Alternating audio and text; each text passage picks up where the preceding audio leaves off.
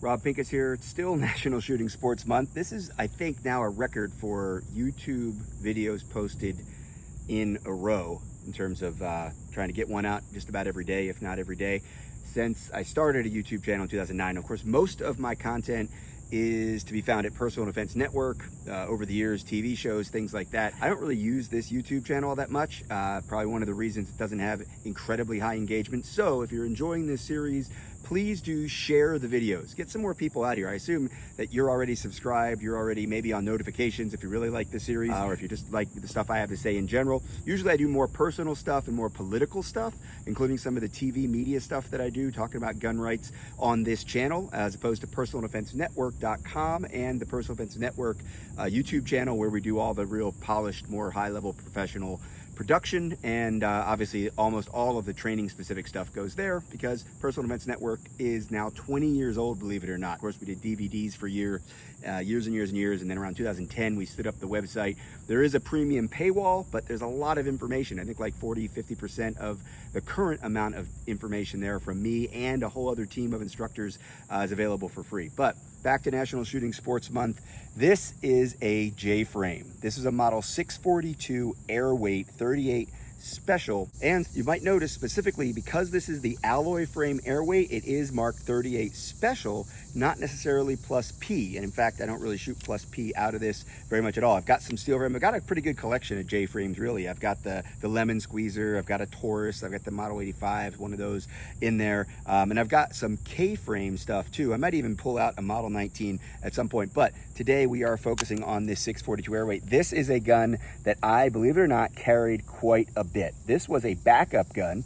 When I was in law enforcement, I had this in a lace-in holster that attached to my boots, and underneath of regular uniform pants would be pretty well concealable, considering I was wearing heavy duty boots anyway, and had this laced into that leather holster with zip up side boots. Of course, I didn't have to unlace them every time. So that's where this lived for a long time. You can see it's definitely beat up and used and abused, but it's also been worked since that time. So while that was happening, late 90s, very early 2000s, probably about 15 years ago, the great gunsmith Grant Cunningham did an awesome trigger job and just smoothness job on this gun. So I had shot it a lot. I felt like I was confident to carry it as a backup gun, occasionally as a primary. When I lived out in the middle of nowhere in southwestern Colorado, sometimes this would be my carry gun in a pocket holster, in a cargo pants pocket. I was wearing cargo pants a lot of times in that era. So that's kind of a long story. But generally speaking, haven't carried this or any J-frame in a long time as a primary defensive gun. But it is still very fun to shoot, and it can be a go-to. There is a little bit of a following for J-frames, and there's some guys out there who specifically teach snub-nose revolver classes, not necessarily J-frames exclusive. I talk about J-frames a lot, but any kind of snub-nose revolver. There's some guys out there who really do specialize and are really passionate about it. One time, probably about 10 years ago or so, I shot this and another gun. I had like a New York Reload. I have the version of this that was the Heller commemorative version of the Airweight 38 Special, and I had the two of them. That one's a black one, and I was carrying those two in a competition at the tactical conference that Rangemaster runs every year. I used to go to that every year, teach at that several years in a row. And one year, a bunch of the instructors, we all decided we were going to shoot the course of fire with nothing but J-frames. At one point, I ended up tucked under a vehicle shooting up at a steel target that was supposed to fall down with 38s out of a snub nose, and I just kept bouncing them off of it. That stage lasted forever, but as anyone will tell you who's been through any of that stuff with me, I'd rather do it realistically than do it for time and score. I wasn't going to run up to the hood of the truck and lean over it, because I would never teach people to do that. Nor would I teach people to carry or suggest that people think about a J-frame as a primary carry gun.